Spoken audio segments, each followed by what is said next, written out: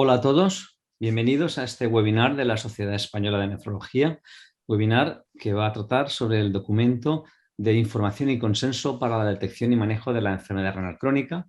Queremos agradecer a la Sociedad Española de Nefrología y a la Junta Directiva por tener esa sensibilidad de poder hacer una webinar de este aspecto tan importante sobre la enfermedad renal crónica para todos los nefrólogos y no nefrólogos, que son médicos que trabajan con el riesgo cardiovascular, y a AstraZeneca por patrocinar este webinar.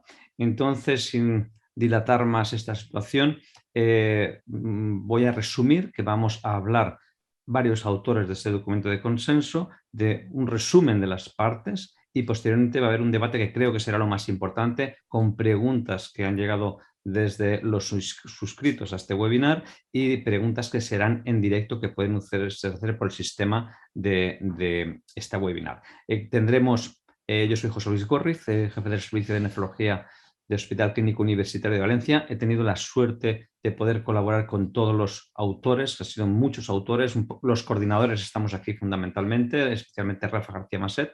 Rafa García Maset, que es nefrólogo jefe de servicio del Hospital de Manises de Valencia. Estará con nosotros María Márquez del Hospital Puerta de Hierro Madrid y Julián Segura del Hospital 12 de Octubre.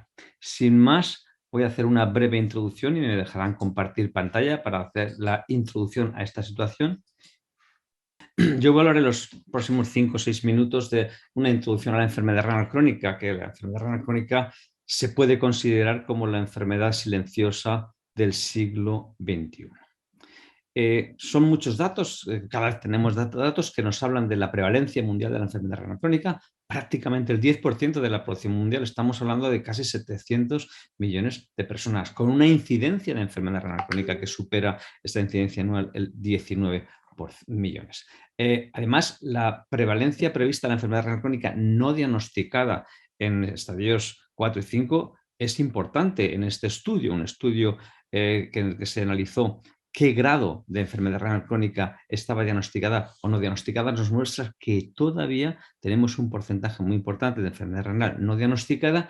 Y a la derecha es una gráfica mundial de un metaanálisis que estima la prevalencia mundial de la enfermedad renal crónica en estadios 3 y 5 y, como pueden ver, prácticamente estamos alrededor del 10-11% en todo el mundo. 14% en Canadá, 11% de media en Europa, Australia 8%, alrededor del 10-11% supone esto. Y esto es un problema muy importante también en nuestro país. En nuestro país tenemos 7 millones de individuos o de personas que viven con enfermedad renal crónica, de los cuales tenemos 64.000 en tratamiento sustitutivo renal. Afortunadamente más del 50% portadores de un injerto renal.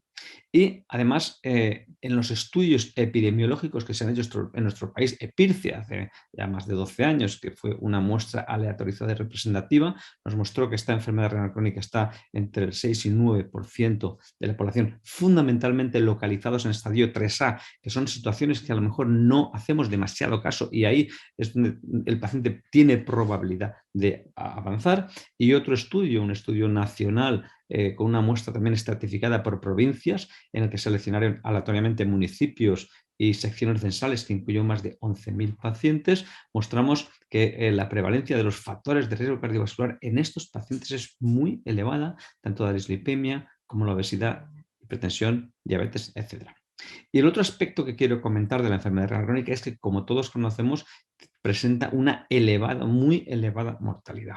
De hecho, en los estudios realizados estadísticas de nuestro país y el Global Burden, esto es una estadística del Instituto Nacional de Estadística, nos muestra que la enfermedad renal crónica fue la segunda patología que más creció, un 30%, entre el 2006 y el 2016, después del Alzheimer, y supone la octava causa de muerte en España. Y un estudio publicado por el doctor Alberto Ortiz de la Fundación Jiménez Díaz nos muestra que, haciendo proyecciones, la enfermedad renal crónica junto con el Alzheimer serán las principales causas de muerte en el 2100. O sea, tenemos un aspecto muy relevante como causa importante de mortalidad, como causa de muerte y con tendencia al crecimiento. Pero además de estos aspectos de elevada prevalencia, elevada comorbilidad, elevada comorbilidad se asocia la enfermedad renal crónica a elevados costes, como bien conoces. Supone el 3% del presupuesto del Sistema Nacional de Salud, el 4% de la atención especializada, el 0,1% de la coste de la población general. Pero este presupuesto sanitario se va incrementando a medida que se incrementa o avanza la enfermedad renal crónica, siendo muchísimo mayor en estadios 5A y 5B, 5A y 5 en diálisis, siendo mucho menor en las fases iniciales, por lo que es importante esta actuación de detección y prevención. Además, es una enfermedad silente en la que los signos y síntomas se muestran en fases muy avanzadas que ya prácticamente no se puede hacer nada y ello dificulta la identificación si no se hacen detección de cribado, como la detección del filtrado glomerular y albuminuria, como muestra el documento de consenso. Finalmente, otro aspecto es que los pacientes con atención primaria, en los pacientes que están con enfermedad renal crónica no son conscientes de su diagnóstico prácticamente en la mitad. Esto es un estudio realizado en Reino Unido en el que se le pregunta al paciente que está en consulta de enfermedad renal crónica y solamente el 41% son conscientes de que el 41% no conocen que tienen enfermedad renal crónica. Y como puede mostrarse aquí a la derecha, a medida que tiene una prevalencia de enfermedad renal crónica más avanzada, el paciente sí que lo conoce, pero conoce solo cuando está en estadio 5, que está viendo la diálisis o el trasplante, pero en estadios relativamente más iniciales como 2 y 3 es muy escasa la concienciación y conocimiento. Tenemos campañas, en este caso por AstraZeneca, para favorecer esta concienciación de la enfermedad renal crónica y tener un impacto social en la población general y en todas las especialidades médicas, enfermerías y personas que trabajan en el sistema sanitario, como el sonido del riñón, podcast, etcétera, etcétera. Y esto acaba con un documento de consenso que ha sido la actualización de un documento de hace prácticamente 10 años que no se ha actualizado ni Cadigo ni ninguna otra sociedad ha actualizado el documento de consenso y nosotros hemos creído adecuados añadir una palabra que es el documento de información y consenso porque ante la falta de evidencias y nuevos datos, salvo en algunos aspectos como la enfermedad renal crónica o enfermedad renal diabética, en el que sí que ha habido grandes avances, no tenemos grandes puntos para conocer, pero realmente este documento nos va a aportar una información para un conocimiento adecuado de la enfermedad renal, de su detención, de las fórmulas a utilizar, de los datos de interés y que nos va a ayudar a manejar y a detectar esta enfermedad renal crónica. Por ello, después de esta breve introducción, quiero dar paso, en primer lugar, al primer ponente, que es el doctor Rafa García Maset, que nos va a hablar de una visión global del problema, nuevo documento de consenso 2022. Quiero agradecer el trabajo de Rafa, que ha hecho un trabajo ímprobo en la coordinación de este documento. Cuando quieras, Rafa. Muy bien, José Luis, muchas gracias por la introducción. Voy a compartir pantalla y así. Vale. ¿Se ve bien así? Sí, perfecto. Vale. Bueno, yo en primer lugar agradecer también a la Sociedad Española de Nefrología y a AstraZeneca por la posibilidad de estar esta tarde aquí en este webinar, pues intentando dar difusión del documento que como bien decía José Luis, pues nos ha costado bastante sacar a la luz. Esto es mi conflicto de intereses. Y para empezar, sí que me gustaría hablar pues un poco de historia del documento, unas breves pinceladas del primer documento que se publicó ya en 2008, en el que participaron la Sociedad Española de Nefro con la Sociedad Española de Familiar y Comunitaria, en el que básicamente el texto era un texto corto, centrado en 13 recomendaciones que se justificaban cada una de ellas y se basó principalmente en las guías KDOQI publicadas en 2002. Ya en 2014 y ante la publicación de las guías KDIGO en 2012 se decidió que era el momento de actualizar ese documento. Se hizo un documento pues, más extenso, con una estructura ya basada en 9 puntos, muy parecida a la que hemos utilizado nosotros y con objetivos ya específicos de tratamiento y, como digo, basado un poquito en las guías CADIGO publicadas en el 12. En este documento participaron 10 sociedades científicas, entre ellas 3 sociedades de atención primaria, con la nuestra, con la Sociedad Española de Nefro, Cardio, Interna, varias de endocrino, etcétera.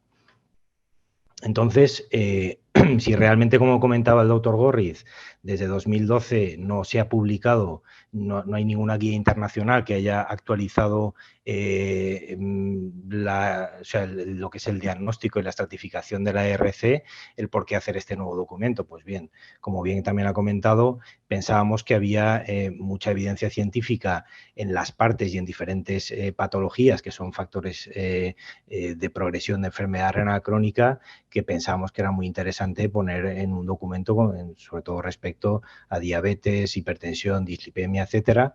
Y además también esto surge un poco con una iniciativa de la Junta Directiva anterior a la actual, de la cual fui miembro, que bueno, era un objetivo dentro del plan estratégico que pretendía también un acercamiento entre sociedades científicas, concretamente con las sociedades de atención primaria. Este nuevo documento mantenemos las 10 sociedades científicas que participaron en el previo. Aquí quería, no quería dejar la oportunidad de recordar cariñosamente a nuestro compañero Salvador Tranche, que nos dejó el pasado 13 de febrero, en el que fue un miembro muy activo en este documento, lo mismo que en el anterior, junto con el resto de sociedades. Se trata de un documento más extenso, como veis, y como también ha comentado José Luis, pues decidimos ponerle el título de información, ya que muchas de las cosas repetimos conceptos, pero pensamos que hay otras muchas que sí que ampliamos muchísima información en muchas patologías nuevas que en el año 2014 pues no estaban. La estructura mantenemos los mismos 12, o sea, los mismos puntos que en el previo, añadiendo 3 puntos, concretamente un punto de fragilidad, otro punto de qué pacientes no deben derivarse a nefrología y otro punto de qué no hacer en la enfermedad renal crónica, que veremos al final. Siguiendo esta estructura, pues bueno, en primer lugar pues, está el punto de definición y diagnóstico, en el que no hay nada nuevo publicado a nivel de guías internacionales desde las CADIGO del 12, pero sí que hacemos una mención al filtrado glomerular y a la edad, que luego me imagino que el doctor Segura también hará alguna mención, en cuanto a que hay un grupo de gente que postula que a lo mejor tenemos que pacientes más mayores hacer el diagnóstico de enfermedad renal crónica con filtrados más bajos y, al contrario, en gente más joven diagnosticar con filtrados más altos y no poner el corte para todos en 60. Y lo mismo para la raza. En la raza sí que hay también una vertiente que postula el eliminar los coeficientes de diferenciadores de raza en las fórmulas estimativas del filtrado glomerular. El siguiente punto de estadía y cribado se mantiene. Aquí sí que se hace mención como factor de cribado para enfermedad renal crónica el antecedente de haber tenido un daño renal agudo. También se habla del concepto acute kidney disease. Siguiente punto se repite, definición de progresión y predictores de progresión, aunque se hace mención también al nuevo concepto de regresión a raíz de las evidencias en los estudios de los nuevos agentes, sobre todo para el tratamiento de la diabetes, pues en la regresión en albuminuria, o sea, pasar de macro a microalbuminuria e incluso a normoalbuminuria desde microalbuminuria. Este punto 4 es un punto nuevo, el punto de fragilidad. Pensábamos que era muy importante introducirlo, ya que cada vez tenemos pacientes pues, más frágiles, que es interesante tenerlos identificados con diferentes cuestionarios, pues el de Fried más comúnmente utilizado para todo lo que es enfermedad renal crónica y el cuestionario de Frail, que tiene más utilidad en los pacientes de diálisis. Los criterios de derivación no me voy a extender tampoco porque el doctor Segura es su presentación, básicamente. Siguiendo la estructura, el punto de monitorización y seguimiento lo mantenemos, viendo un poco pues, la frecuencia y los objetivos de las visitas, tanto para atención primaria como para nefro, que tenemos que hacer cada uno de nosotros. En el punto de nefrotoxicidad, que lo mantenemos, añadimos y hacemos una especial mención a los nuevos fármacos, sobre todo pues, ISGLT2, los ya conocidos inhibidores del sistema renina-angiotensina en situaciones concretas, pues con el uso asociado de diuréticos, cuando también también se utilizan antiinflamatorios, situaciones de depresión de volumen, pues tener especial cuidado en eso, hacer hincapié. En las medidas higiénico-dietéticas, aparte de hablar de dieta, ejercicio, añadimos aquí la parte de tóxicos, que en el anterior documento del 2014 estaba metida en la parte, en el punto 9 de objetivos específicos. Lo metemos aquí, tabaco y alcohol. Y el core del documento, que sería el punto de objetivos específicos, aparte de los 9 puntos ya tratados en el documento previo, añadimos 4 puntos más. Este es también, no me quiero extender mucho porque es la ponencia que va a hablar la doctora María Marqués, pero bueno, algunas pinceladas. En hipertensión creíamos interesante pues valorar o ver los diferentes objetivos de hipertensión según las nuevas guías publicadas desde el anterior documento. En hiperglucemia, pues teniendo como referencia las CADIGO publicadas en el 2020 de enfermedad renal diabética con los nuevos agentes, etcétera. Esto a mí personalmente me encanta esta figura, esta tabla, y además pues se ha ido actualizando durante todo el documento muchas veces, incluso ahora deberíamos actualizar con los resultados del Emperor Preserve, de la empagliflozina con la insuficiencia cardíaca en fracción de eyección conservada, deberíamos también actualizar alguna cosa y probablemente en un futuro cada vez más, porque esto es totalmente cambiante. En casi los 2 años que hemos estado trabajando el documento no ha parado de modificarse las cifras de filtrado glomerular y el potencial uso de estos fármacos. Cuando hablamos de dislipemia, pues también tenemos que hablar de los nuevos objetivos según el riesgo cardiovascular, según guías del 2019, nuevos agentes como inhibidores de PCSK9 con sus ensayos clínicos.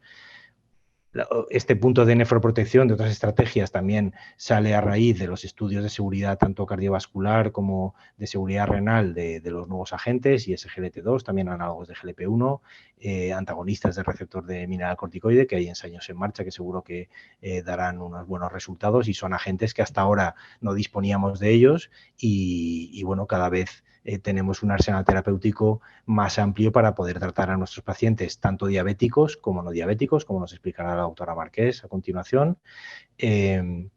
Otro punto de obesidad lo mantenemos del documento anterior, aunque se incluyen algunos fármacos nuevos para poder tratarla. Hiperuricemia con diferentes tablas de fármacos, tanto en el uso de diferentes fármacos en enfermedad renal crónica, incluso úricos, y una tabla para el manejo con diferentes fármacos del paciente que tenga un ataque agudo de gota.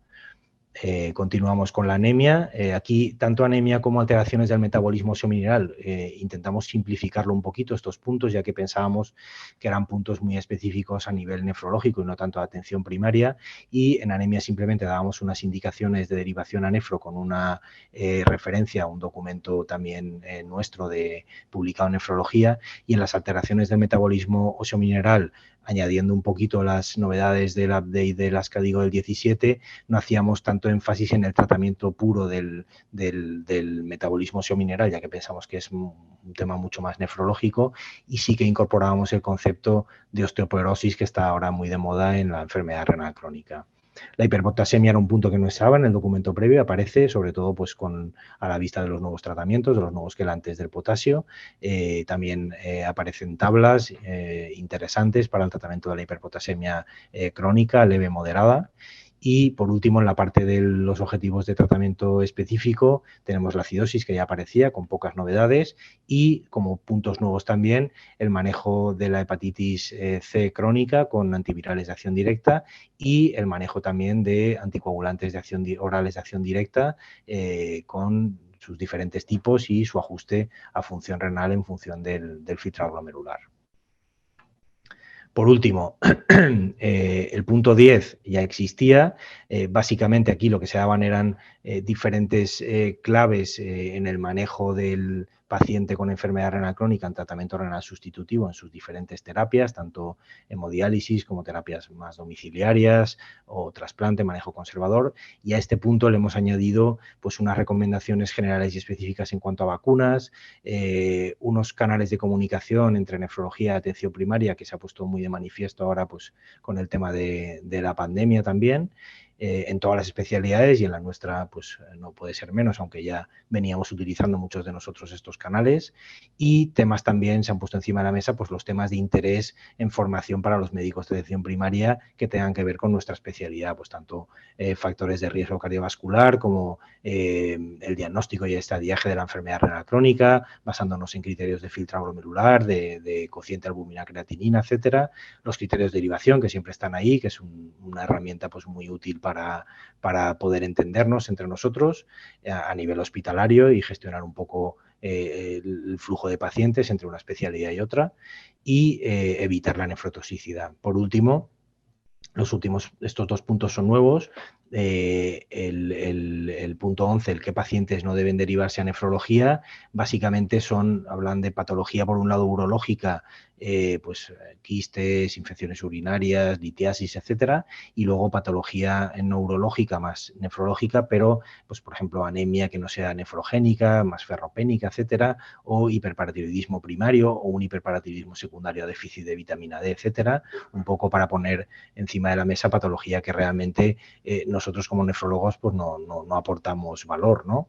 Y luego el último punto, y no por ello menos interesante, yo creo que es de los más interesantes en el documento, es el qué no hacer en la enfermedad renal crónica, que básicamente se trata de poner de relieve pues, factores que pueden acelerar el deterioro de función renal, tanto a nivel de medidas higiénico-dietéticas, dieta, tóxicos, etcétera, y luego sobre todo un apartado más centrado en fármacos, que fármacos tenemos que saber manejar y cómo utilizarlos, pues los inhibidores del sistema de angiotensina, diuréticos, también hace mención de AINES, etcétera. Con esto bueno, era un poco el objetivo era dar una visión general. Es un artículo, bueno, es un documento que hemos trabajado casi durante 2 años. Empezamos en noviembre de 2019 a darle forma y hemos acabado mandando la revista en julio de 2021. Aún está en prepublicación. Aquí tenéis también el link por si alguien se lo quiere descargar en formato PDF, que espero que en breve esté publicado, y quedo a vuestra disposición para el debate al final del webinar.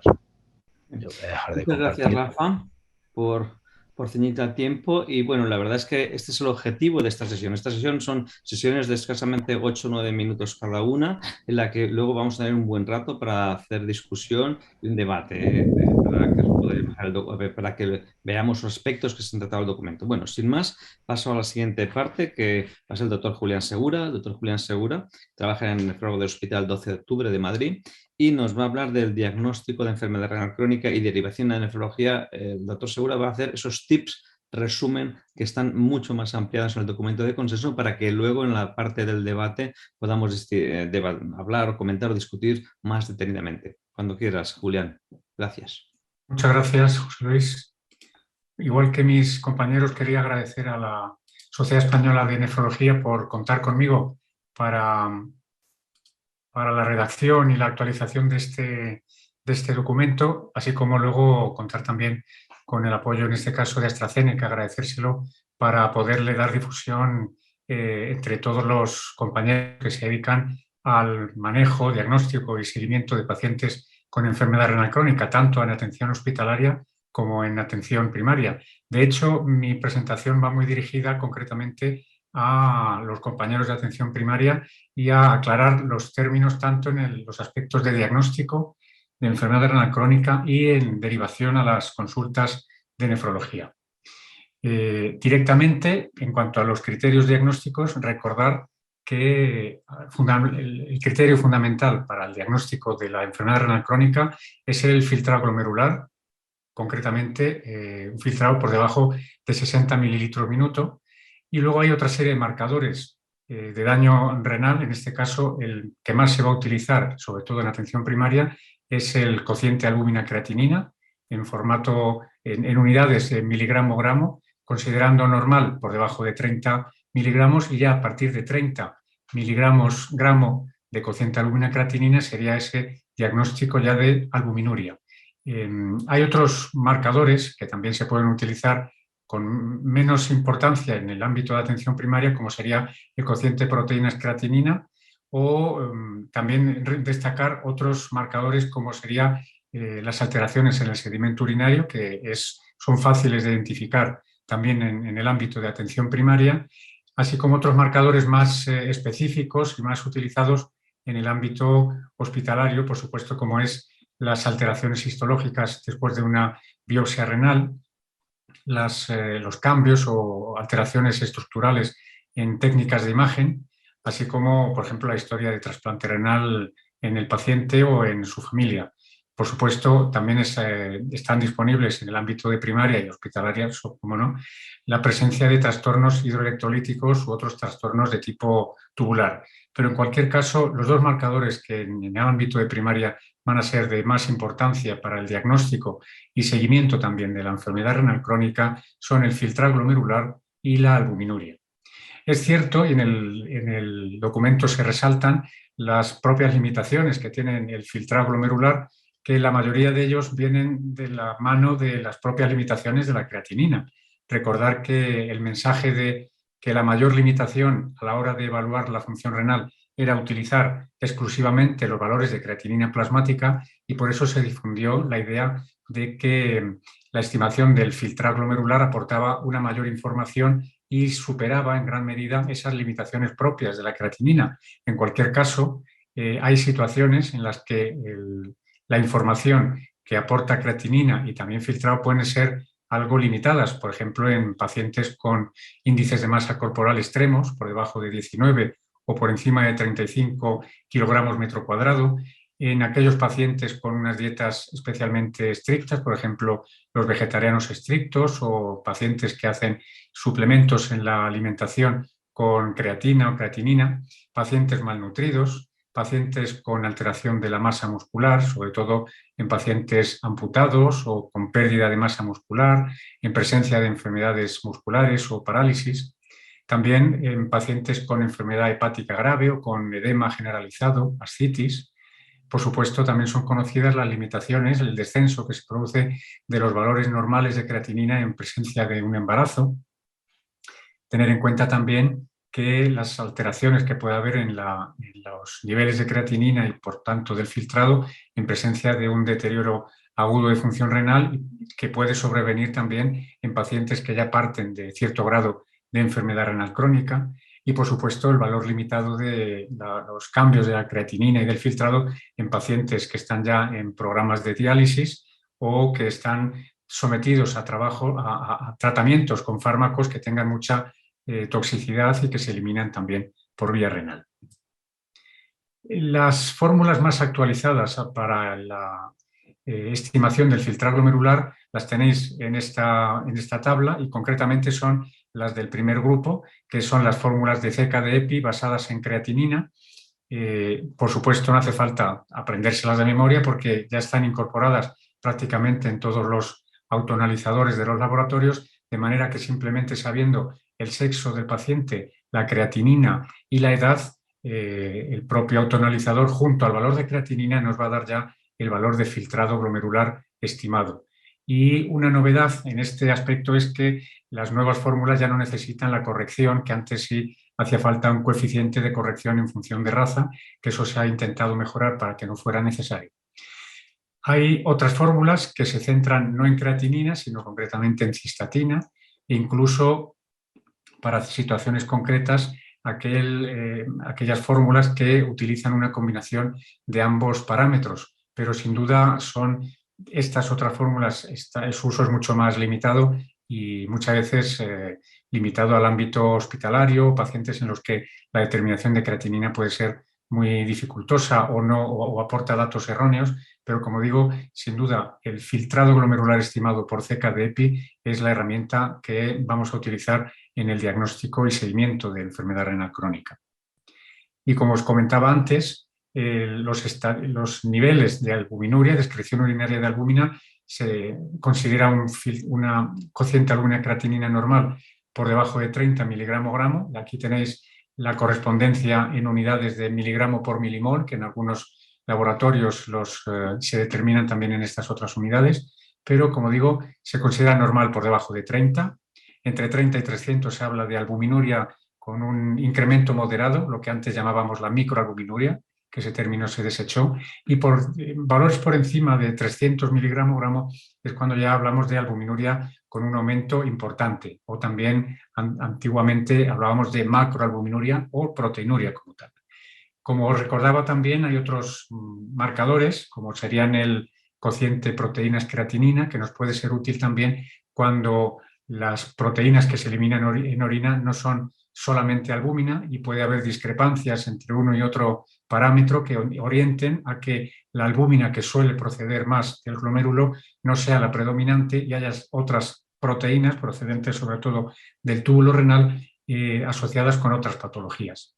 Y también más limitado ya al ámbito de atención especializada, de atención hospitalaria, son las determinaciones en orina de 24 horas, que en primaria se utilizan bastante menos, pero que en cuestión numérica son muy fáciles también de recordar, porque concretamente la concentración de albúmina en una muestra de orina de 24 horas es también ese corte de 30 miligramos en 24 horas, la albuminuria discretamente elevada entre 30 y 300 y proteinuria por encima de 300 miligramos en 24 horas. Estos dos parámetros nos van a permitir, de forma muy sencilla, clasificar a los pacientes en esta tabla que os presento a continuación, en función tanto de sus categorías de albuminuria y de los distintos grados de función renal, de deterioro más avanzado de filtrado glomerular. Y de esa forma vamos a situar a los pacientes en distintos niveles de riesgo. Fijaros que los distintos colores representan un grado mayor de riesgo asociado a tanto mortalidad global, mortalidad cardiovascular, fracaso renal agudo con necesidad de diálisis o trasplante y la propia progresión de enfermedad. Y de manera que cuando clasificamos a los pacientes en esta tabla, de alguna forma vamos ya a ir orientando también cuál va a ser el grado de actividad tanto por parte del médico de atención primaria como por parte del nefrólogo, y tanto en quién se va a encargar más de unos pacientes o de otros, o en cuál es el manejo va a ser más compartido.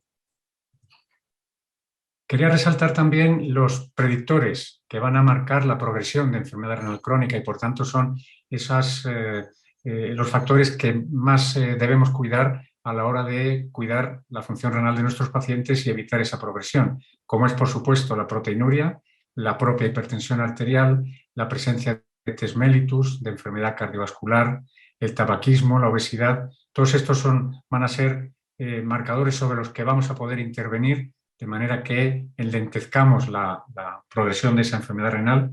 Y hay otros factores que son no modificables, como puede ser lógicamente la raza negra o asiática, el uso crónico con antiinflamatorios no esteroideos, las patologías que cursan con obstrucción del tracto urinario, de acidosis metabólica, fracaso renal agudo, nefrotoxicidad o los ingresos hospitalarios repetidos por insuficiencia cardíaca. Todos estos son, como digo, los factores que pueden contribuir a un deterioro progresivo de la función renal.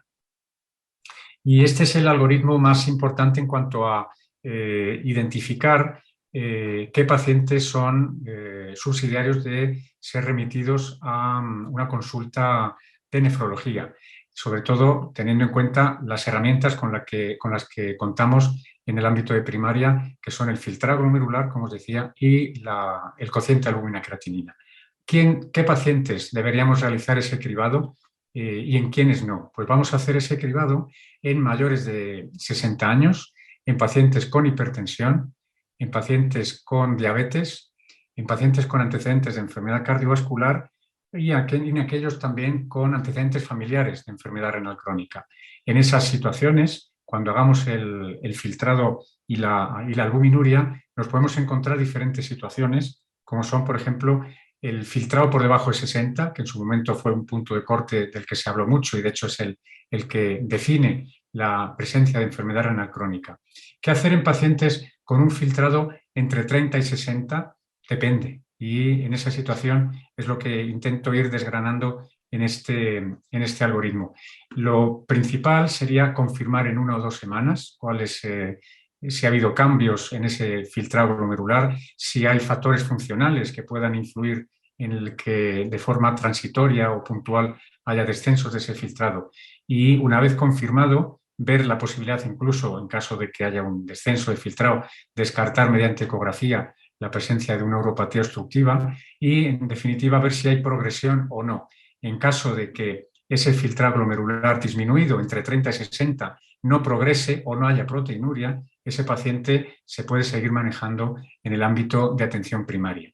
Incluso en el subgrupo de pacientes con filtrados más bajos, por debajo de 30 mililitros minuto, y sobre todo haciendo un punto de corte con la edad, pacientes añosos por encima de 80 años, en los que no se observen datos de progresión, ni albuminuria, ni sean pacientes en los que a priori vamos a plantear un tratamiento renal sustitutivo, son pacientes que también se pueden manejar en atención primaria. Fijaros, por tanto, que incluso con filtrados bajos, cuando no hay albuminuria y no hay progresión de ese filtrado glomerular, de esa pérdida de filtrado glomerular, la mayor parte de los pacientes se van a poder manejar en atención primaria.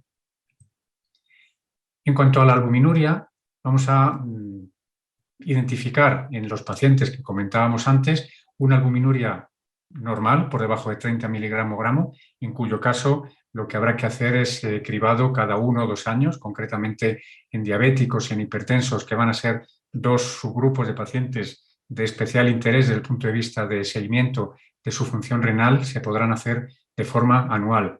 Cuando la albuminuria, cuando el cociente de albumina-creatinina se sitúe entre 30 y 300, vamos a, igualmente que hacíamos con el filtrado glomerular, la intención en estos pacientes es el control de los factores de riesgo, sobrepeso, obesidad, presión arterial, lípidos, tabaquismo, etcétera, para evitar esa progresión. Los factores que marcábamos antes como que podían marcar la progresión de la enfermedad renal. Y repetir en 3 meses, al menos en 2 ocasiones. Dependiendo de la evolución y de lo que encontremos en esas repeticiones, actuaremos de forma diferente.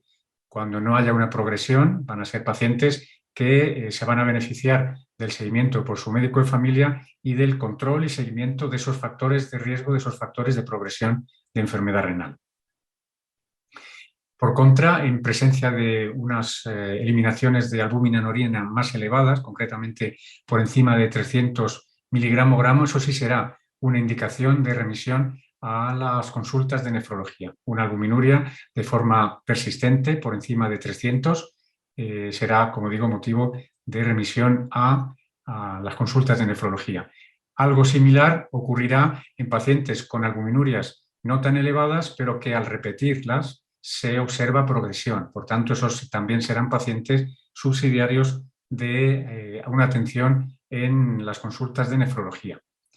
Algo haremos similar cuando los pacientes que tenían una caída de filtrado glomerular progresan o porque el filtrado disminuye de forma significativa, y una disminución significativa se entiende con una pérdida de filtrado de más de 5 mililitros minuto por año. Fijaros que en presencia de esa caída de filtrado glomerular progresiva o la aparición de signos como proteinuria u otros signos de alarma, eso también sería motivo de remisión a las consultas de nefrología.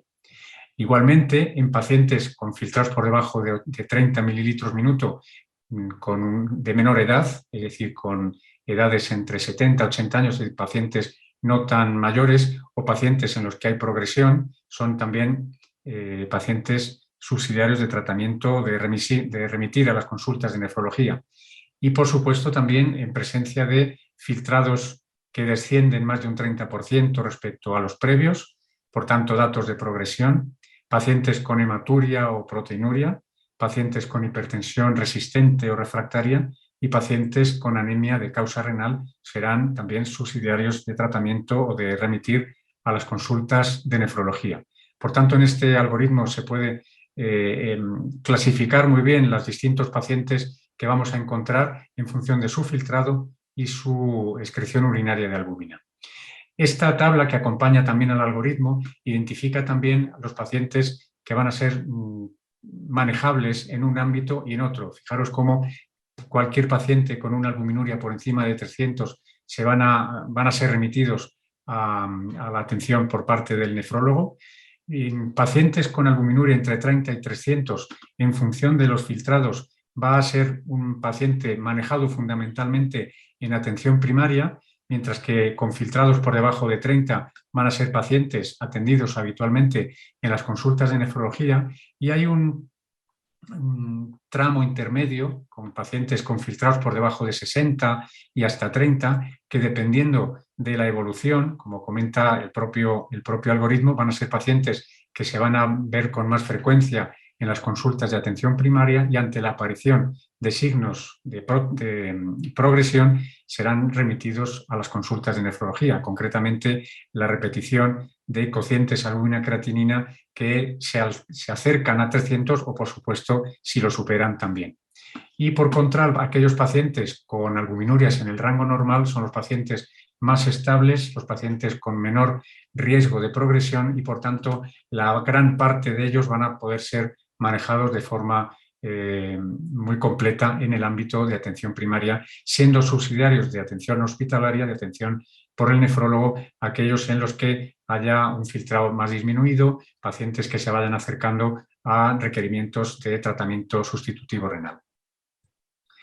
Por tanto, ya a modo de conclusión, de forma muy resumida y como digamos las ideas principales a la hora del manejo de pacientes renales, recordar los dos criterios de diagnóstico, tanto por filtrado, que sería ese filtrado por debajo de 60 mililitros minuto, como proteinuria, estimada según el cociente albúmina-creatinina por encima de 300 miligramos gramo. Y recogiendo una frase que aparece literal en el consenso, de forma general, a modo de resumen del algoritmo que comentábamos antes, se deberían remitir a nefrología aquellos pacientes con albuminuria por encima de 300 miligramos gramo, a cualquier grado de albuminuria en presencia de una microhematuria glomerular neurológica, o aquellos pacientes con filtrado por debajo de 30, con la exclusión de pacientes de más edad, por encima de 80 años, en los que no hay progresión ni del filtrado, o pacientes con esas edades pero con albuminurias por debajo de 300 sin progresión, sin datos de alarma, y en los que no se plantea tratamiento sustitutivo renal. Nada más y muchas gracias. Muchas gracias, Julián. Excelente revisión en la parte quizá más intensa y más de debate. Y bueno, solamente comentar que ha habido una pregunta y que pidiendo el link del documento de consenso, yo voy a poner cuando estemos en el debate un link en la pantalla, un código QR a través del cual os podéis bajar el documento. O sea que no os preocupéis, que cuando acabe la doctora Márquez podéis bajar todos los que estéis ahí el documento. Bueno, acabamos este resumen para entrar en el debate con la doctora María Márquez del Hospital Puerta de Hierro, y que nos va a hablar del aspecto quizá lo más novedoso, cómo nos ha cambiado en la vida, quién nos ha visto y quién nos ve a los nefrólogos sin estudios, sin datos, y ahora tenemos montones de herramientas. Hemos intentado ajustarlas a la velocidad lo más rápido posible, y María nos va a hablar de novedades en la enfermedad renal crónica en el paciente diabético y no diabético. Cuando quieras, María.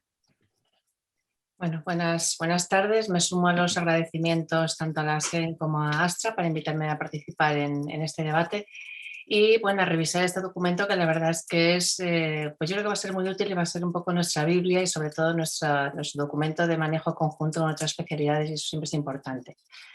Este es el esquema de mi presentación, no se asusten. Lo que voy a hacer es señalar lo que se puede encontrar en este documento, que es muy amplio y que además pues yo creo que toca todos los palos de interés para todos. ¿Qué novedades hay en cuanto al manejo de la presión arterial? Bueno, todos sabemos que las guías de manejo de la presión arterial son bastante complejas de interpretar, no coincidimos en los objetivos, no coincidimos tampoco en cómo hay que tomar la presión arterial. En este documento se resume la validez de los distintos tipos de estimar la presión arterial, siempre y cuando uno se centre en intentar hacer el diagnóstico de hipertensión arterial resistente y digamos que esta quede patente en la historia del paciente. Los objetivos de control son imprecisos, todos lo tenemos muy claro, pero es importante tener en cuenta que el paciente renal es un paciente cambiante y probablemente hay que ir reajustando los objetivos a medida que el paciente va avanzando en su edad y en su movilidad. En cuanto a los fármacos, no hay grandes novedades en este punto. Bloqueo del sistema renin-angiotensina-aldosterona sigue siendo nuestro primer escalón, y el segundo escalón sería la combinación con diurético como opción preferida para el paciente renal. ¿Cuáles son las novedades del manejo de hiperglucemia? Este probablemente es uno de los puntos más interesantes respecto al documento previo. Vamos a empezar por las herramientas para evaluar el control glucémico en el paciente renal. Hay que recordar que la hemoglobina glicosilada solo es válida para filtrados superiores a 30. A partir de filtrados inferiores, digamos que es muy poco fiable para estimar el control glucémico. Tenemos ahora dispositivos de monitorización continua de la glucosa y sería deseable que los pacientes con filtrado por debajo de 30 accedieran a este tipo de monitorización por ser mucho más fiable y porque probablemente nos ahorraría muchos disgustos.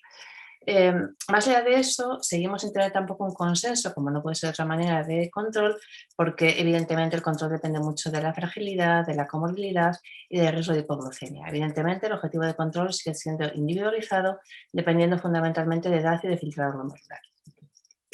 Y en cuanto a los fármacos, la verdad es que esto, como decía Rafa, va cambiando cada vez más rápido. Tenemos claro que la primera línea de momento se mantiene con ISGLT2 y metformina.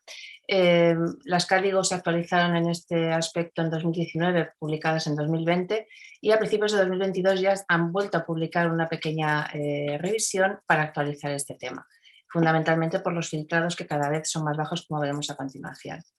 Esta primera línea se comparte estrechamente con la segunda línea, donde hay que considerar los agonistas de receptor de GLP-1. ¿Por qué? Porque son fármacos que también han demostrado beneficio cardiovascular y renal, y porque además tienen un espectro de utilización en el paciente renal un poco más amplio que la metformina y el SGLT2. Por supuesto, no deja de estar vigente que el primer escalón sigue siendo la intervención en hábitos de estilo de vida, en dieta y ejercicio. Bien, metformina, nada nuevo, tenemos que ajustar la dosis a la función renal, esto es algo que conocemos todos.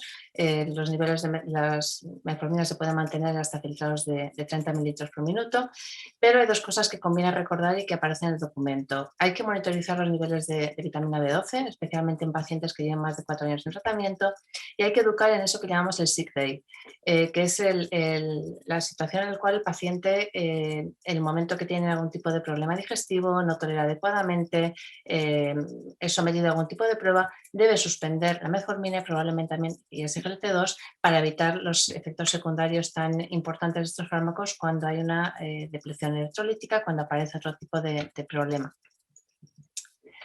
Bien, y SGLT2. Bueno, pues en este documento se recoge ya la indicación de CADIGO 2019 de estos fármacos están indicados para la mayoría, la gran mayoría de pacientes con enfermedad renal y diabetes tipo 2 con filtrados hasta 30.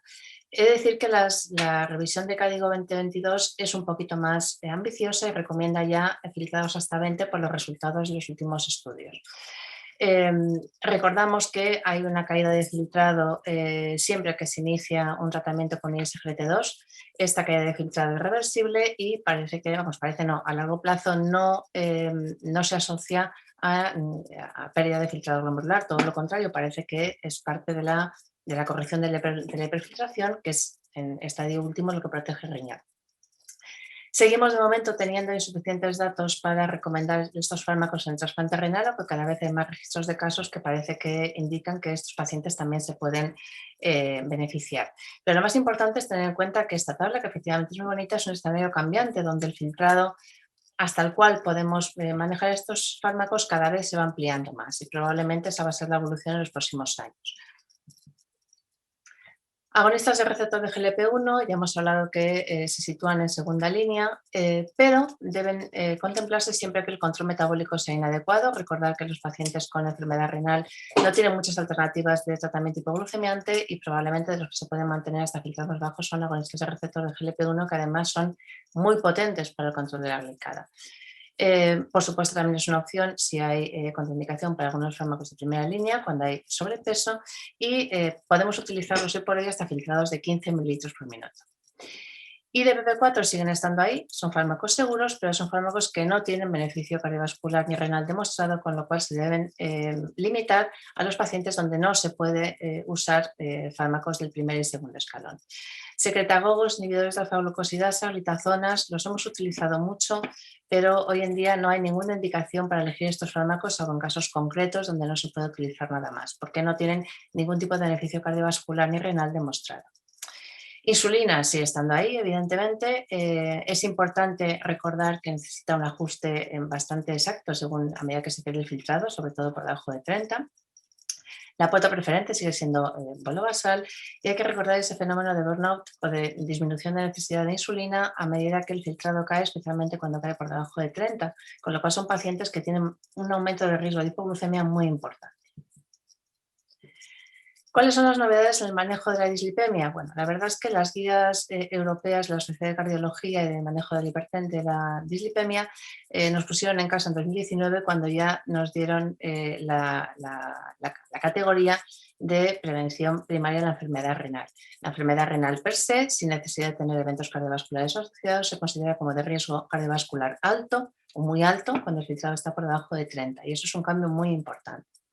Esto hace que los objetivos de LDL deben estar por debajo del 50% referente al basal. Esto debe ser no más de 70 miligramos por decilitro en estadios 3 y hasta 55 en estadios 4 y 5 no diálisis. En los pacientes en diálisis aún no tenemos evidencia de que estos objetivos de colesterol sean adecuados y tengan prevención cardiovascular o prevengan eventos. Fibratos. Siempre que los triglicéridos estén por encima de 1000, con niveles un poco inferiores preferible el fenofibrato y hay que recordar que estos fármacos producen una disminución ficticia del filtrado glomerular y no sabemos hasta qué punto hay que mantenerlos cuando realmente el filtrado está comprometido.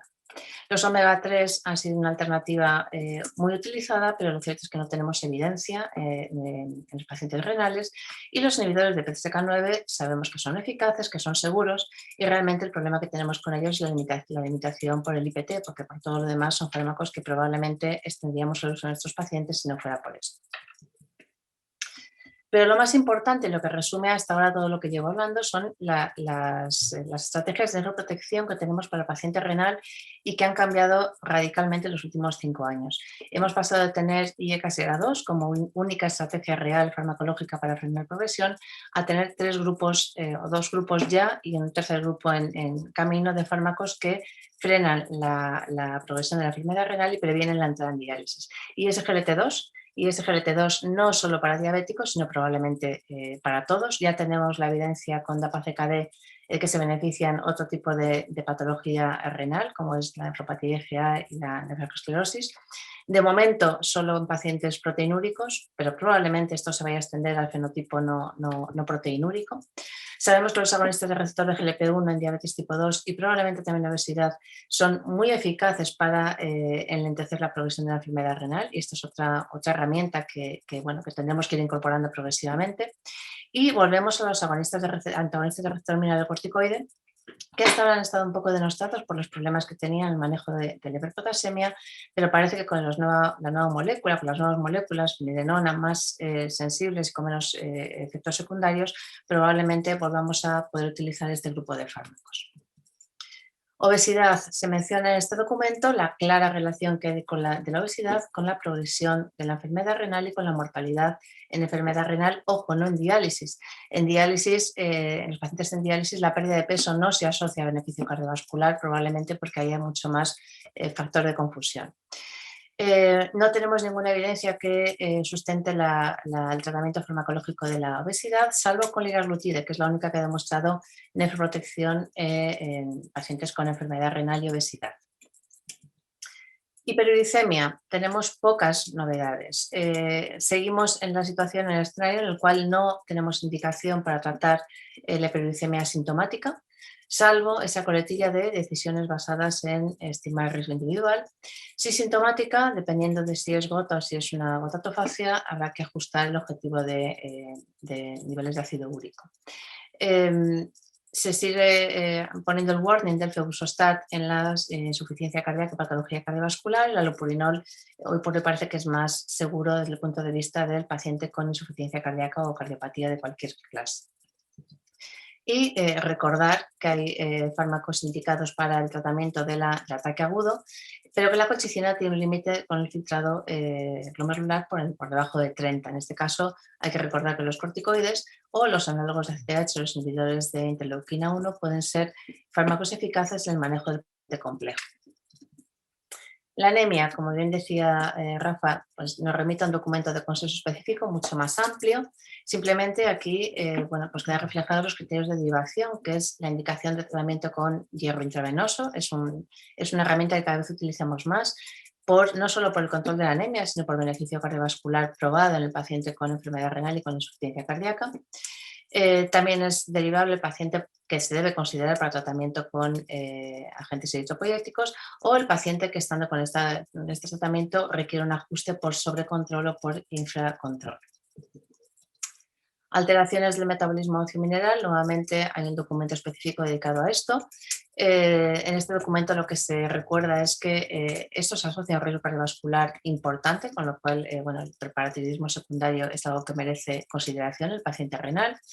Es importante evitar la hiperfosforemia, y aquí la base más importante es la dieta, es la restricción de las proteínas y sobre todo evitar los alimentos procesados, y contemplar el uso de captores que pueden ser muy útiles si con la dieta no logramos el objetivo. Es importante atender al déficit de vitamina D, pero siempre es preferible el uso de vitamina D nativa frente a las formas parcialmente activas por el aumento de absorción de fósforo y calcio intestinal, que a veces puede ser perjudicial para el manejo del hiperparar secundaria. Y bueno, recordar que la PTH se va ajustando al filtrado, de manera que es normal, es fisiológico tener niveles de PTH intacta progresivamente superiores a medida que disminuye el filtrado. Hay que, digamos, reajustar los niveles de normalidad para hacer un diagnóstico de hiperparar secundaria. La densitometría es útil para la indicación del tratamiento con bifosfonatos. En enfermedad renal no tenemos evidencia de que los bifosfonatos sean realmente eficaces, con lo cual no hay una indicación para hacer densitometrías seriadas en los pacientes con enfermedad renal. Y esto es algo que conviene recordar. Hiperpotasemia.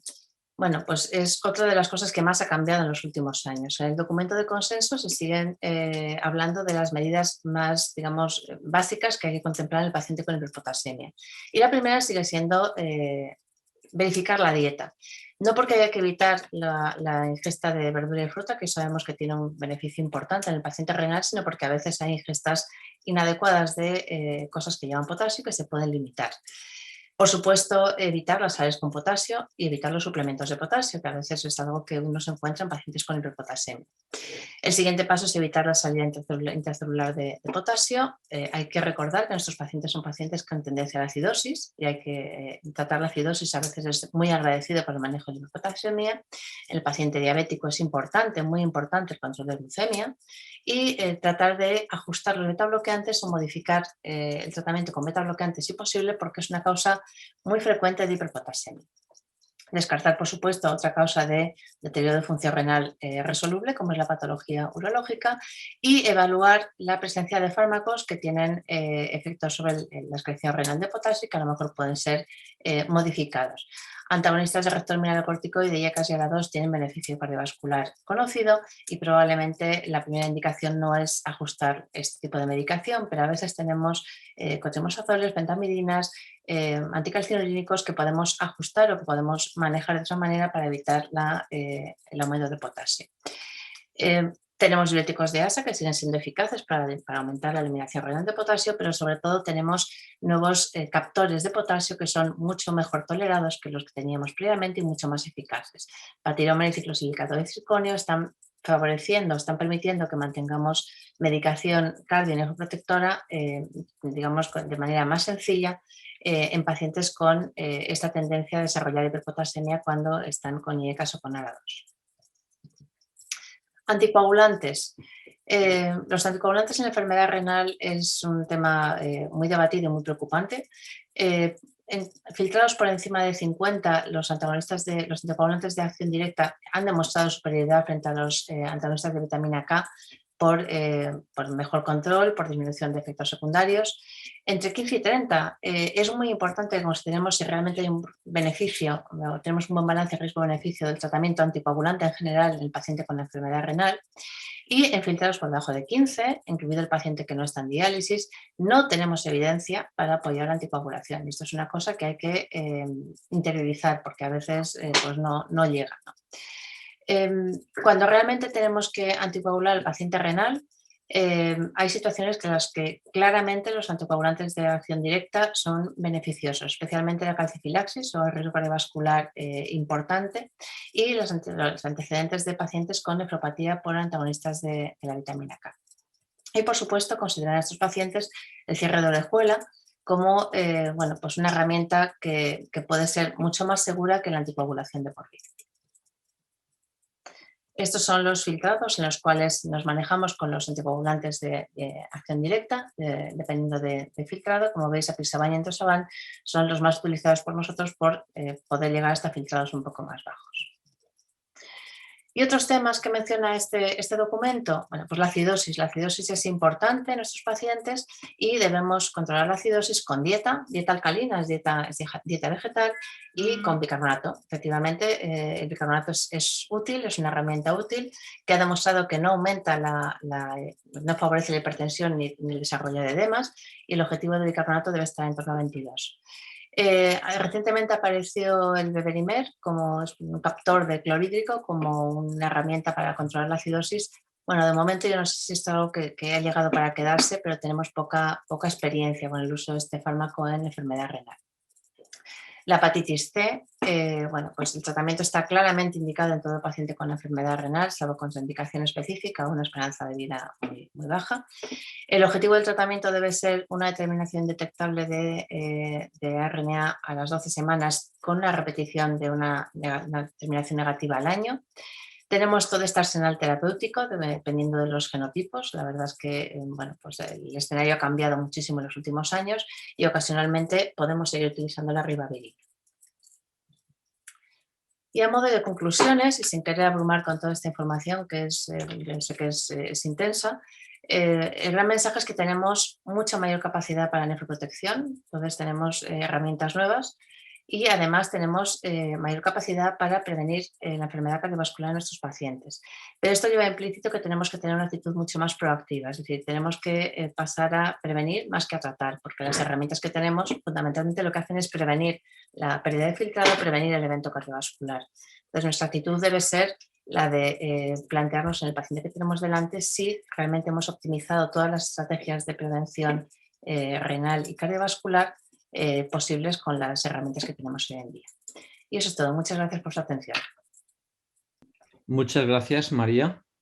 Excelente revisión de este documento tan intenso que yo invito a todos a que lo lean detenidamente, que sepan que hemos intentado resumirlo porque no ha sido nada fácil. Son 10 sociedades científicas, más de 30 autores o 20 y pico autores.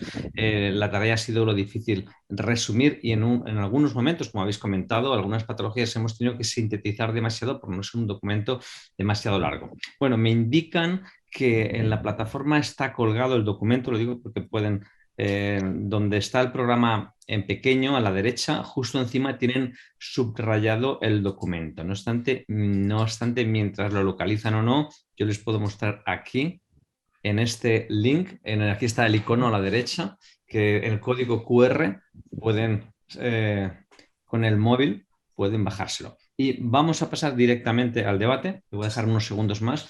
Y bueno, voy a intentar repartir preguntas, o alguna incluso hasta la diré yo. Ha habido muchas preguntas, hay muchísimas preguntas, por eso os ruego que seáis muy breves y yo voy a intentar también resumir algunas. Por ejemplo, esta me parece enormemente interesante, acaba de entrar. Cociente de albúmina creatina 300 y filtrado por debajo de 30.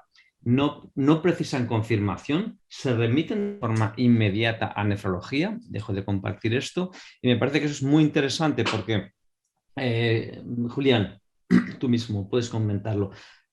Has comentado que hay mucha variabilidad de albuminuria en los filtrados y que hay que siempre confirmar, clave, porque si no nos podemos ver desbordados por cualquier mínima disfunción, depleción, diarrea, exceso de control de la presión arterial. ¿Cómo lo hacemos? Hay que confirmar, ¿no? Efectivamente, aunque si se confirma van a ser motivos de remisión, sí que conviene confirmarlos. De hecho, para la determinación correcta de albuminuria, la propia albuminuria tiene variabilidad, incluso se recomienda de forma general que se realicen 3 determinaciones de orina y se consideran positivas cuando en 2 de ellas la albuminuria se confirma ese valor elevado. Con el filtrado pasa un poco lo mismo. Hay que, por supuesto, descartar que esa determinación de un filtrado bajo se produzca en un contexto en el que haya factores funcionales que hayan podido influir a una caída importante del filtrado. Pero eso es fácil porque si el paciente no ha tenido un episodio de diarrea, de deshidratación, no estamos en un periodo estival, en una escasez de de líquidos es fácil de determinar, pero en cualquier caso la confirmación siempre es conveniente. Muy bien, muy importante.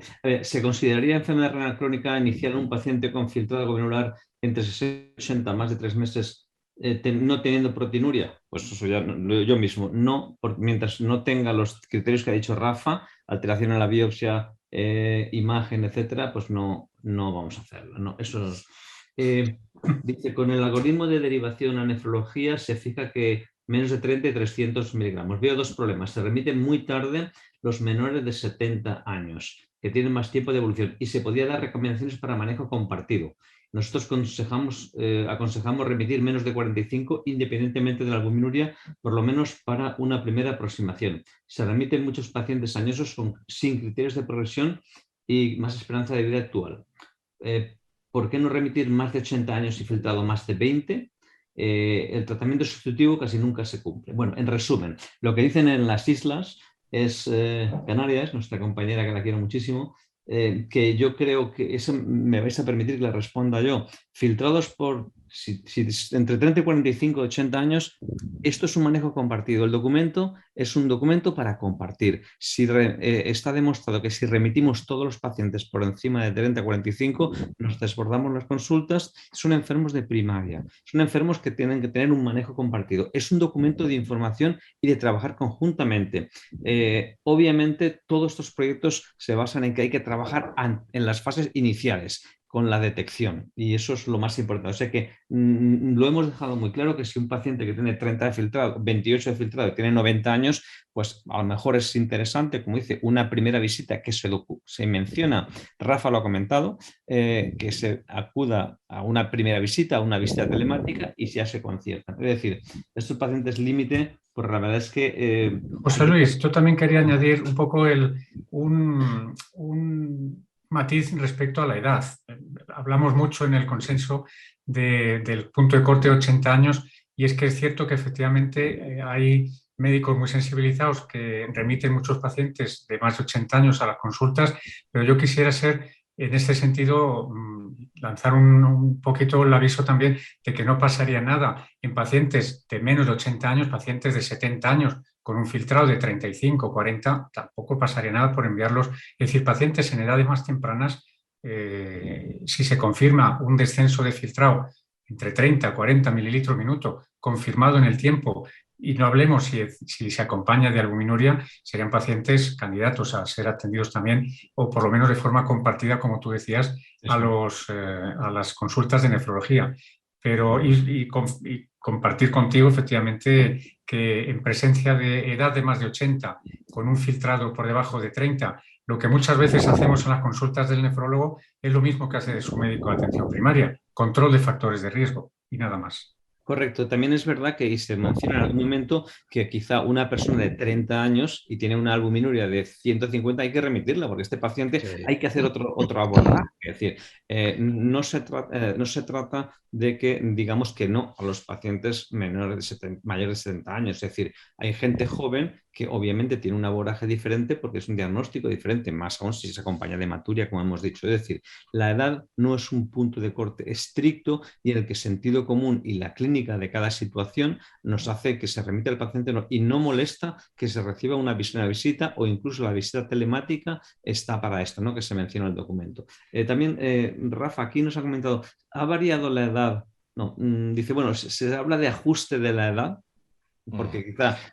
Sí, eso hay una vertiente fuerte que cada vez coge más fuerza, que es verdad que nosotros no lo mencionamos en el documento, no lo hemos aplicado a lo que son los criterios de derivación, pero sí que es verdad que la tendencia es pacientes, bueno, un poco redundando en lo que estamos hablando, pacientes más mayores, a lo mejor el corte para el diagnóstico de enfermedad renal crónica no debería ser 60, debería ser un filtrado más bajo, a lo mejor 45, y sin embargo para pacientes más jóvenes, ya hablo por abajo de 40 años, por ejemplo, deberíamos tener un corte de filtrado mucho más alto para diagnosticar enfermedad renal crónica, pues por ejemplo, valores de 75 de filtrado en vez de 60, y eso cada vez está cogiendo más fuerza en grupos de trabajo que bueno, que Tienes razón. Mira, aquí nos preguntan, dice, ¿cómo se puede informar a primaria de los criterios de derivación con éxito? En la consulta de nefrología siguen llegando creatininas de 1.3 en octogenarios, ni siquiera con una confirmación tras interrogar posibles factores funcionales reversibles.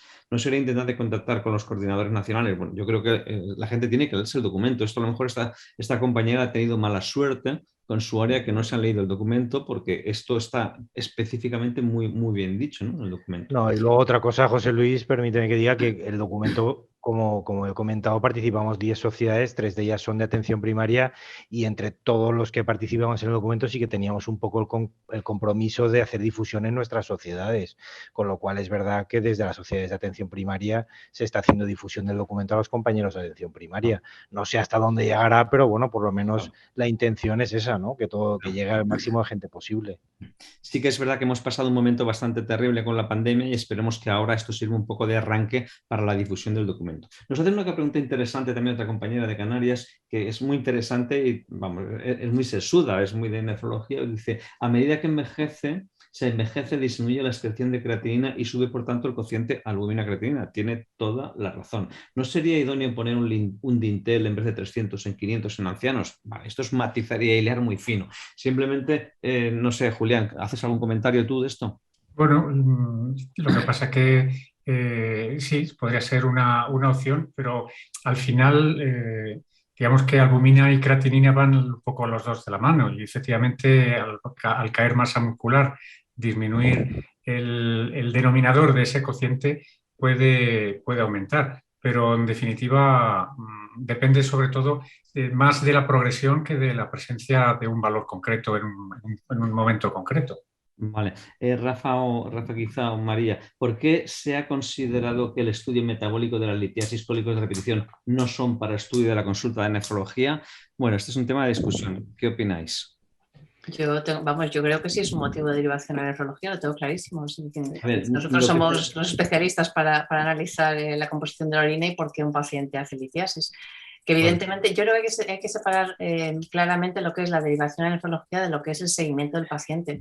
Claro. El paciente puede ser valorado, puede ser estudiado y con un diagnóstico puede volver al médico de cabecera y tener un seguimiento compartido o al urólogo a quien... Bueno, yo creo que tratando el tema de litiasis renal en general, yo creo que más orientado al tema de cólico. Evidentemente yo estoy totalmente de acuerdo. El estudio metabólico de litiasis es nuestro. Claro. O sea, sin hay una iniciativa que sobre abordaje multidisciplinar con urología, que en breve las conoceréis. María, en un hospital te preguntan a ti, la indicación de anticoagulación de circulación auricular no valvular la realiza el cardiólogo o el hematólogo y no hacen distinción por enfermedad renal crónica. Todo el embolígeno y cada vez anticoagulación sin limitación de filtrado. Ni en las nuevas guías de fibrilación hay un apartado específico de fibrilación para enfermedad renal crónica. Bueno, pero esto nosotros no lo vamos a dar, sino hemos hecho lo que hay y María nos ha resumido lo que había, ¿no? Dinos. Lo que hay es que el paciente con enfermedad renal tiene un riesgo aumentado de efectos secundarios a la anticoagulación y se beneficia mucho menos, con lo cual hay que ser mucho más cuidadoso al indicarla. Yo creo que en eso todos estamos de acuerdo y ahí los nefrólogos tenemos que tener un poco la batuta de nuestro paciente realmente qué es lo que se adecua más para prevenir efectos secundarios y evitar complicaciones, ¿no? Bueno, nos dice Julián, enfermedad renal crónica con filtrado de 50 en 50 años sin otros factores de mal pronóstico. ¿Se derivaría desde primaria? Puede derivar. Ten en cuenta que ese paciente no entra en este algoritmo. Aquí vamos hablando de mayores de 60 años, hipertensos, diabéticos, pero en un contexto de enfermedad renal crónica. Un paciente de 50 años con un filtrado disminuido, pues hay que estudiarlo, pero no está en el contexto del paciente hipertenso, diabético. Puede haber otras patologías que aparecen a otras edades y que necesitan estudio, efectivamente. Bueno, aquí dice, en papel de los ISGLT2 y RAS y resto de nefroprotección en pacientes con filtrado por encima de 60 no diabéticos o monorrea congénito quirúrgico. Obviamente María ya nos lo ha comentado, es decir, tenemos grandes avances y los ISGLT2 y el bloqueo del sistema renal-angiotensina Es lo que hay que hacer, María. ¿Qué le respondemos con los ISGT2? Tenemos aún lagunas en campos concretos de la enfermedad renal donde no tenemos evidencia, ¿vale? Entonces, eso es, por ejemplo, lo que nos pasa en filtrados altos y en pacientes no proteinúricos. Entonces, en ese grupo de pacientes inferimos el beneficio de los estudios que tenemos en insuficiencia cardíaca, pero cuando el paciente no tiene insuficiencia cardíaca, tiene enfermedad renal con filtrado preservado y no tiene albuminuria, aún no tenemos clara el beneficio de estos fármacos. Parece que daño no hacen, pero no podemos sentar la indicación. Bueno, probablemente esto irá evolucionando en los próximos años. Seguimos teniendo muchas preguntas, vamos a ser breves. Paciente que pauto un ISGLT2 y me baja el filtrado glomerular un 20%. ¿Debo suspenderlo? No, nunca, jamás. Perfecto, así me gusta, María. Es importantísimo porque si no, no hemos adelantado nada, ¿no? A ver, otra pregunta. ¿Creéis que es importante considerar la mortalidad al prescribir un fármaco nefroprotector? Yo imagino que esto lo dirá el compañero por los ISGLT2, que algunos han demostrado reducción de mortalidad, ¿no? A ver si actuamos como cardiólogos, ¿no? Si tenemos fármacos que no solamente mejoran la nefroprotección, sino que disminuyen la mortalidad, ¿es importante o no? Pues yo creo que sí, ¿no, María? A mí esto me va más en la línea de, a ver, pongo un ARA2 o un IECA que sé que le voy a bajar el filtrado a lo mejor un 20% y le voy a meter en una situación que ya casi necesita diálisis. Y es un paciente de expectativa de vida limitada. Esa es la única situación en la cual yo me plantearía si realmente la nefroprotección o cardioprotección teórica supera el meterle en un filtrado comprometido. Pero como siempre, pues hay que individualizar. Es lo que hay. Bien. Manejo, María, de los ISGT2 en ERCA. Bueno, ya has comentado los filtrados. Hasta 20 y subiendo o bajando, mejor dicho, ¿no? O sea, yo creo que esa es la tendencia y lo iremos viendo en los próximos años. Julián, diferencia entre cociente proteína-creatinina y cociente albúmina-creatinina. ¿Cuándo utilizar uno y otro? Bueno, eso lo comentaba al principio. La albúmina viene fundamentalmente de glomérulo y es el que vamos a utilizar habitualmente. El cociente proteína-creatinina nos ayuda también a identificar alteraciones en los que hay otras proteínas presentes en orina, no necesariamente de origen glomerular, sino posiblemente del túbulo. Por tanto, si hay una concordancia entre los dos parámetros, posiblemente todo sea albúmina, pero si hay un cociente albúmina-creatinina que es normal o muy poco alterado y, sin embargo, un cociente proteína-creatinina muy alterado, podemos estar en situaciones de patologías tubulares, de proteinuria tubular, que tiene un manejo distinto de todo lo que tiene que ver con las glomerulopatías. Muy bien, muchas gracias. Nos preguntan, ¿alguna recomendación para la remisión del manejo del paciente síndrome de cardiorrenal? ¿Hay un documento específico para ello, con lo que no hemos abordado esto? Está el documento de las bases de la unidad de cardiorrenales hecho por la Sociedad Española de Nefrocardiología y se aborda en eso. Vale, nos están llegando continuamente, estoy seleccionando y perdonad que llegan tantas. Si hay indicación de hacer densitometría a los pacientes renales, este es un gran cambio con las guías del metabolismo submineral. Riesgo de fractura es mayor que el riesgo de usar bifosfonatos o denosumab, grado de evidencia. A ver, en esto nos había ayudado el doctor Jordi Bover. Realmente hemos implementado la poca evidencia o la evidencia que hay para incluir la densitometría en estos pacientes. María, ¿nos puedes comentar algo? Sí, o sea, el tema es que la densitometría está indicada cuando de cara a plantear el tratamiento con bifosfonatos. Si no hay indicación de tratamiento con bifosfonatos, la densitometría no aporta nada. O sea, conocer por conocer, si no hay una indicación terapéutica clara, no tiene sentido. Y el problema es que el uso o la eficacia de los bifosfonatos en la enfermedad renal está bastante limitada. Si el paciente está con filtrados altos o se puede beneficiar de denosumab, pues sería una indicación para densitometría. En todas las demás situaciones, la densitometría en el seguimiento habitual del paciente renal no está indicada. María, no te vayas. ¿Alguna mención en el documento a las metiglinidas, actualmente usadas mucho en atención primaria? Pues nosotros las repaglinidas las usan mucho, pero en el documento lo que se dice, que es lo que hay, ¿no? Es que no tiene sentido utilizar fármacos que pueden ser baratos, pero no aportan nada más, teniendo herramientas que sí aportan, ¿no? Es el paciente que no tolera el resto, vale, pero fuera de eso. Muy bien. Seguimos aquí. Valor de la cistatina C en adultos, estandarización de laboratorios y coste de su uso. Rafa, ¿tú nos puedes decir algo de esto? Sí, a ver, cistatina C aporta algún beneficio respecto a creatinina en cuanto a que no se altera por masa muscular, por edad, por dieta, pero también tiene sus perjuicios, que es pues, función tiroidea, tabaco, obesidad, diabetes, la puede alterar. Yo personalmente no tengo mucha experiencia, sí que está implementada en muchos laboratorios. Lo que creo que no está tan implementado son las fórmulas que ha comentado Julián de combinación de creatinina con cistatina en filtrado glomerular estimado, por ejemplo, CKD-EPI. Yo personalmente no tengo mucha experiencia de uso, aunque bueno, ahí está en el laboratorio y se puede utilizar.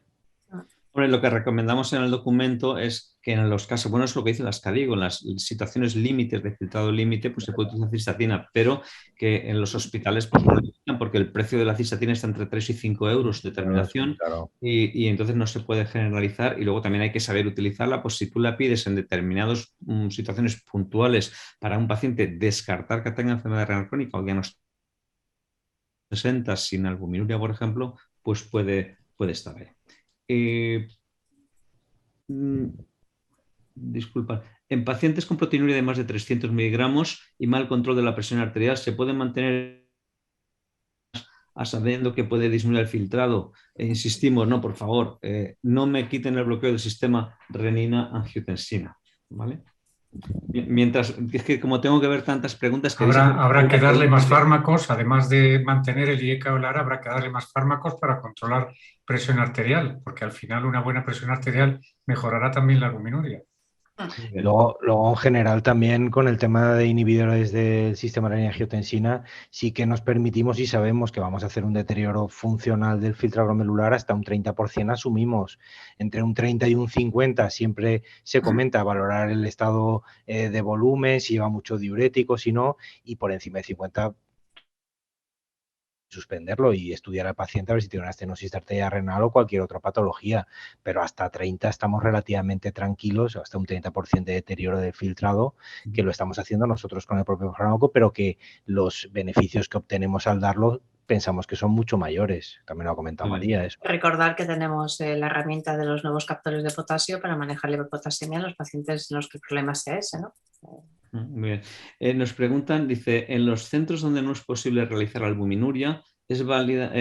No lo entiendo, porque la albuminuria se tiene que realizar en todos sitios. Si salimos de aquí, por favor, tenemos un documento que si algún lugar de nuestro país, que este documento es para nuestro país, o si algún lugar del mundo, que he visto que hay gente de otros países aquí, no le hacen albuminuria, pues miren lo que dice este documento, que lo está firmado por 10 sociedades, entre ellas la Sociedad de Química en Laboratorio, con lo cual nadie debe negarse a hacer en los pacientes que habéis comentado, tanto Rafa como Julián, en estos pacientes de riesgo, un albuminuria infiltrado como mínimo una vez al año, ¿no? Entonces, por favor, no hay ninguna excusa para no hacer un cociente albumina-creatinina en estos pacientes. Eso iba a decir yo, perdona José Luis, una cosa importante que a veces vemos, y eso lo hemos comentado muchas veces entre nosotros, vemos pacientes que nos remiten esa atención primaria con el valor exclusivamente de albuminuria, sin tener una referencia creatinina y sin ser orina de 24 horas. Una albuminuria aislada no tiene valor para nosotros porque no la podemos referenciar a nada.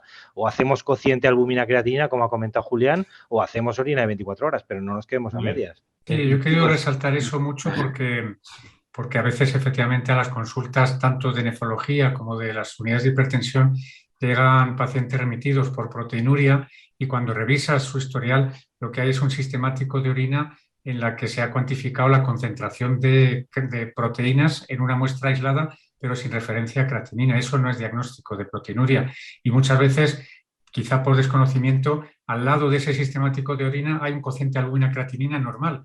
Entonces el paciente no necesitaba ser remitido a la consulta de nefro porque no tenía proteinuria. Chicos, nos quedan 8 minutos y hay como 35 preguntas, o sea que vamos a ver absolutamente va a ser complicado. al grano. A ver, María, en caso de enfermedad renal crónica proteinúrica no diabética, respecto a los ISGLT2 solo está indicada la dapagliflozina. ¿Puede usarse otro ISGLT2 distinto? De momento solo ha demostrado eficacia DAPA. Perfecto, sí. Es importante saber que estamos en precio reembolso y todavía nos quedará un par de meses hasta poder prescribirla en los sistemas informáticos, pero está indicada. Usar de forma estandarizada glucosúricos en nefropatías sin diabetes con filtrados elevados, bueno, de 30 a 60, sin comentarios, ¿no? Sí. Sí, y cuanto antes mejor, ¿no? Si no tienen albuminuria, pues empezamos si son albumínuricas, no, el problema es que si no son albumínuricas aún no tenemos evidencia de que el ISGLT2 sea eficaz. Cuando lo tengamos lo diremos. No, aquí es una pregunta ya más filosófica. Tenemos muy claro que es un nivel A, no suspender el bloqueo del sistema renina-angiotensina. ¿Cómo revertir esas prácticas? A ver, chicos, ¿qué os ocurre decir a vuestros colegas, nuestros colegas en los centros de salud, otras especialidades que nos quitan el bloqueo del sistema renina-angiotensina? Que no lo hagan. Que no lo quiten. Predicar con el ejemplo, José Luis, también, ¿sabes? Y si no, Porque aún hay muchos nefrólogos que lo quitan, ¿eh? efectivamente, eso es cierto, pero si no, yo creo que es un motivo para remitir a nefrología o para hacer una consulta telemática, que además ahora es una opción, ¿no? Sí. Pues consultarlo, comentarlo y veremos opciones. Bueno, paciente María, paciente con ISGLT2 o un GLP-1 que deteriora la función renal dentro de la progresión renal y llega a iniciar diálisis. ¿Debemos mantener el fármaco o cuando lo quitamos? No tenemos indicación para mantenerlo en diálisis, pero por ejemplo los agonistas de receptor GLP-1 ya cada vez hay más series de casos donde se mantienen y dan problemas. Y SGLT2 también empieza a haber series de casos. Iremos avanzando en esto, yo creo que en muy poco tiempo. Muy bien, esta pregunta me encanta. Me encanta, dice, ¿se habla de algo de la creatinuria? No hablamos de creatinina elevada en orina porque eso es fisiología pura. No hace falta hablar en consenso. Entonces, nos llegan frecuentes derivaciones con creatinina elevada y sobrecargan la consulta. Pues eso, que primero, es muy difícil en los laboratorios quitar la estrellita de arriba y por eso llegan a veces. Y entonces decirle, mire, enhorabuena, está concentrado usted mucha de la orina, bebe un poquito más de agua y poco más, ¿no? O sea que es importante que se sepa esto. Es bueno que haya mucha creatinina en la orina. Sí, es mucha salud renal. Salud renal. Bueno, tenemos aquí segundito. Teriparatida en filtrado menos de 30. ¿Tenemos algún dato? Es que eso sí es muy específico. En el documento no aparece indicación. A ver, tuvimos que hacer un recorte muy importante en alteraciones de metabolismo submineral porque se quedaba un documento tremendamente largo. Entonces no lo podemos. Y en anemia también lo dejamos Y en anemia igual, ¿no? Entonces, vale. Tienen sus documentos específicos también. Sí, existen documentos específicos, más aún con dificultad. Bueno, pues es que muchas de estas están muy repetidas. Son datos que vamos, quizá María aquí. Uso de GLP-1 con filtrados por debajo de 15, entre 15 y 20 y por debajo de 15. Bueno, lo que dice el documento. ¿Qué nos dice? Nos dice que de momento hasta 15 se puede mantener y yo diría que incluso las CADIGO ya empiezan a decir de intentar no suspender, ¿no? Salvo que realmente haya un problema. El paciente con enfermedad renal en diálisis, además, el manejo de la hiperglucemia es complejo y estos fármacos son muy eficaces y no provocan hipoglucemias, con lo cual probablemente son mucho más seguros que la insulina en diálisis. Solo nos queda el tiempo de demostrarlo, ¿no? Pero...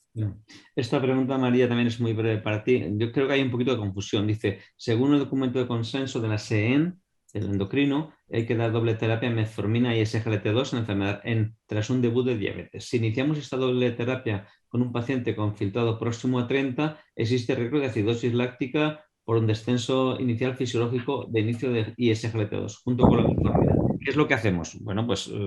¿no? A ver, la metformina se asocia a acidosis láctica en situaciones, por eso del CITEI, ¿no? En situaciones que cursan con aumento de producción de láctico, infecciones, depresión y demás. La metformina es segura en enfermedad renal hasta filtrados de 30, fuera de una situación específicamente que promueva la generación de láctico. El ISGLT2 no se asocia a acidosis láctica. Yo creo que no está indicado iniciar biterapia en el debut de diabetes en enfermedad renal. Está indicado meter ISGLT2 siempre y como segundo fármaco para control de glucemia metformina, porque ISGLT2 no tiene un efecto de control de glucemia potente en los pacientes con enfermedad renal. Es nefroprotector, es cardioprotector, pero no es un buen antihiperglucemiante en enfermedad renal. Entonces, por eso el escalón primero de metformina más SGLT2. De hecho, en el documento, y nosotros lo indicamos en la tabla que habéis mostrado, Julián y tú, que cuando un paciente tiene filtrado por debajo de 45 y lleva un ISGLT2, consideren otros tratamientos adicionales para el tratamiento de la glucemia. Y como tú has dicho muy bien, María, la metformina pues hay que suspenderla por debajo de 30 porque hay que suspenderla, pero la acidosis láctica es solo con complicaciones, ¿no? Estamos acabando y aquí, bueno, insisten con si suspender la dapagliflozina al inicio de diálisis, se mantiene hasta 25, parece que existe, ¿no, María? Se mantiene, o sea, una vez que se ha iniciado, se puede iniciar hasta 20, y una vez iniciada no se suspende si cae el filtrado de 20, pero en diálisis de momento no hay evidencia que avale su uso. Eso es lo que se puede recomendar por ahí.